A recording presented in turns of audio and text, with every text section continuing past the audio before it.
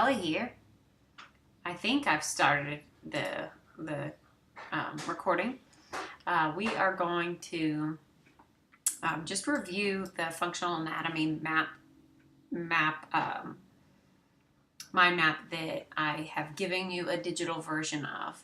And I found a really cool way to do these digitally, and that is through what you see behind me, through the functional anatomy, or through Coggle. It's free on Google, at least the basic one is. So let's go ahead and look at this mind map. So starting with the title of the book, the title of the chapter, Functional Anatomy, I've tried to just highlight the main points that we've gone over. So within functional anatomy, we have the converging histories. We talked about what makes up the converging histories. It would be everything from learned behaviors, like we learn how our parents walk just by observation, to nutrition, injury, mental and emotional factors play into our converging histories, and then genetic. Some things are just simply genetic, like shapes of bones and your bone structure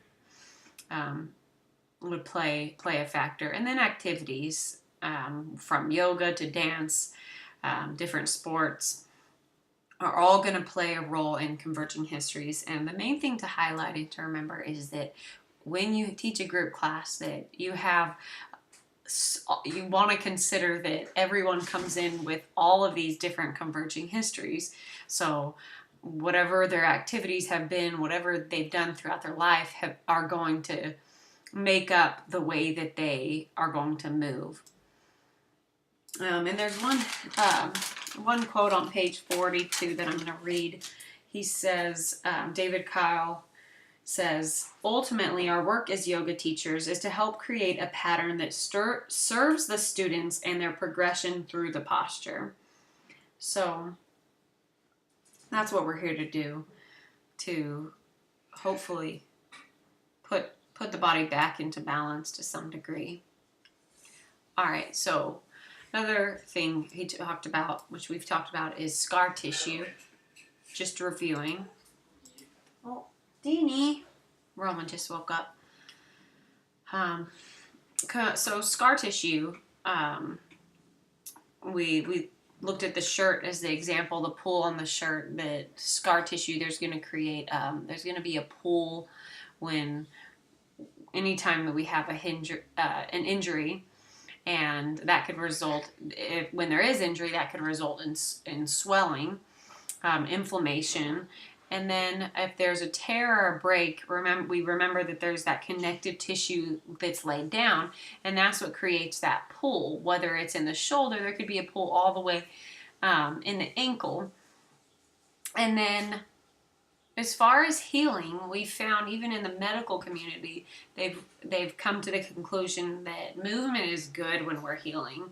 So subtle stretching, when you come into contact with someone who's had an injury, we don't want to avoid movement. We want to move. We want to move mindfully and slowly, and it's also good to stretch. So that's something that we can know now, and a good step in the right direction. And then as far as contraction, we had isometric, which would be the same length.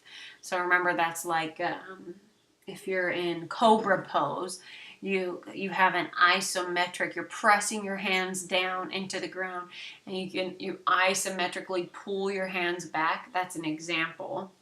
So it's not moving, but energetically pulling in one direction. We do it a lot in yoga. And then isotonic, same tone.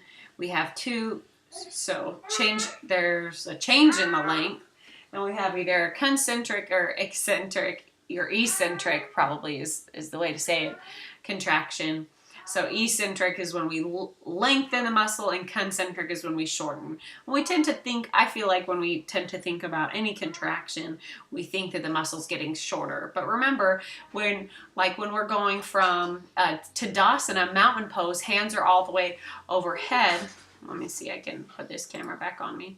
Hands are all the way overhead, and we fold down like so. We're doing so in a controlled manner, so our hamstrings have an eccentric contraction there.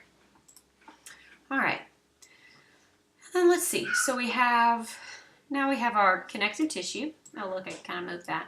And then remember, we talked about everything's connective tissue, whether it's bones, cartilage, muscles, fascia, tendons, ligaments, scar tissue. We're all just one giant sheet of connective tissue. And what I think is really interesting about this, just a sidebar, is that even in physics, we're learning that, all these particle physicists are now a little dumbfounded because they're like, wait a second, there's loops and now there's fields of energy. So they're finding out what we once thought was just, a bunch of different particles. We're finding out that all these particles are ultimately connected, which is interesting because it's the same thing that's going on in our own bodies, is that, while we want to make everything separate, we're realizing that it's all connected. And this is a big part of our yoga practice. So here's I think that's all I want to say about connective tissue. But you'll have this as a resource. And then looking at the nervous system, we went over basic neuromuscular principles that led us into the physiology of stretching. And we had 3 different things we looked at. We have the Golgi tendon organ. It detects tension and then it causes that muscle to relax. Remember, it's located in the tendon, so in between the muscle and the bone. And then the muscle spindle, it detects length change, and that allows the muscle to relax. So that's like if you slipped on a banana peel, that muscle spindle would actually create a relaxing effect so that you wouldn't tear, the muscle wouldn't tear. And then reciprocal inhibition, this is when the agonist contracts when the antagonist relaxes. So we did this, I think, with a Baddha Konasana, the bound angle pose. We pushed our knees up. What you can do, or a better example, is just going into chair pose. We also did this in chair. So we activated the quads in chair pose, and then we relaxed into a forward fold. And after we did it a few times, we noticed that the hamstring started to relax more. So we can use this as a tool, all of these things as a tool to help us teach students better and to help them get the most out of stretching within the practice. But another thing I want to mention is that when we think about range of motion, so here we have range of motion, what's necessary in range of motion is not only lengthening the muscle, it's not limited to stretching. Another big component of improving range of motion or gaining range of motion back when it's been lost is to build strength in a specific area. All right, and then last thing we have when we look at regarding the nervous system, we have facilitated pathways. So these are just, if we think about the way that our brain works as it relates to our body, we can drive a car, and that's a facilitated pathway that it becomes automatic. So whether it's driving a car or biting your nails or a habit to cross your leg, all of these are